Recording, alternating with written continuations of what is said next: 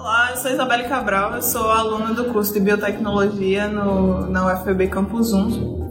Sou pesquisadora do Observatório de Bioética e Direito Animal, orientada pelo professor Jailson Rocha, e hoje eu vim falar um pouco sobre minha pesquisa para vocês. E esse projeto é literalmente sobre como respeitar e sobre como entender a existência humana e mais que humana em mais do que corporalidades específicas de gênero, como masculinos e femininos, como a gente hegemonicamente gosta de separar. E aí, o diferencial específico desse projeto é tratar os estudos das relações de gênero, como traz o título, com uma perspectiva diferenciada, trazida pelos estudos críticos animais de BEST. O primeiro desafio que a gente encontrou com esse projeto foi pensar como unir, como fazer literalmente essa intersecção entre o direito animal e os estudos das relações de gênero. Mas uma coisa que se suprimiu durante a pesquisa é essa diferenciação entre humano e não humano, que a gente hierarquiza e que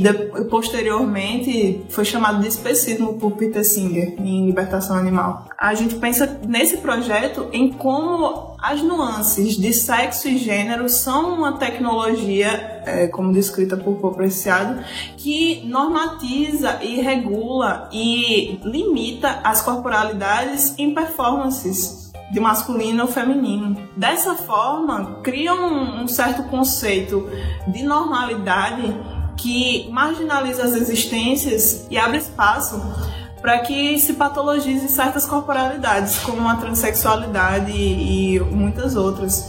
Na realidade, quando a gente fala em patologização da transexualidade, existem dois textos muito específicos e que até hoje trazem essa ideia de patologia para essa corporalidade, que é o CID e o DSM. E aí esse projeto passa por uma metodologia de estudar o discurso promovido pelo CID e pelo DSM de forma crítica através da metodologia de Ramalho Rezende, que utiliza o texto como um dispositivo semiótico de análise crítica, transforma ele em uma forma de observação da sociedade em si. E através da análise crítica a gente escolheu metodologias que nos fazem compreender como o status de patologia animaliza as existências conforme esse padrão civilizatório de normalidade. Uma das metodologias muito comuns da análise crítica do discurso e uma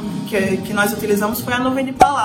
E essa nuvem de palavras, ela nos proporciona uma forma de análise do texto bastante diferenciada, porque ela mostra em tamanhos diferentes as palavras que mais aparecem, e através da quantidade de aparições dessas palavras a gente consegue pensar em os motivos por quais essas palavras aparecem mais ou menos em determinado texto. Uma coisa que percebemos quando a gente fala do texto do DSM, do qual essa nuvem de palavras foi criada, a partir do qual essa nuvem de palavras foi criada, é que se repete muito a palavra gênero. Essa palavra gênero, durante o capítulo destinado às não cisgeneridades do DSM, se repete 235 vezes. E aí a gente se questiona sobre o porquê da necessidade de afirmação do gênero enquanto sistema básico de classificação de corporalidades. E discussões como essas são trazidas pela análise crítica de discurso.